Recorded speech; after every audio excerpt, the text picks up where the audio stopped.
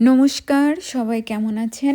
আমেরিকার ইন্ডিয়ান বাজারে সেদিন চলে গিয়েছিলাম বাসার জন্য কিছু গ্রোসারি আইটেম কিনতে। কারণ ইন্ডিয়ান বাজারে ভালো দেশীয় জিনিস পাওয়া যায়।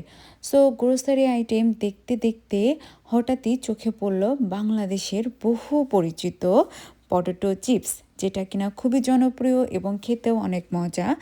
এটা বাংলাদেশের দাম সাধারণত 10 থেকে 15 টাকা। তো ভাবলাম আমেরিকায় এটা দাম কত সেটা আজ আমি আপনাদেরকে বলবো। এই একটা চিপসের দাম ছিল 89 সেন্ট। মানে এটাকে যদি আমি টাকায় কনভার্ট করি তাহলে এটার দাম পড়বে 110 থেকে 112 টাকা।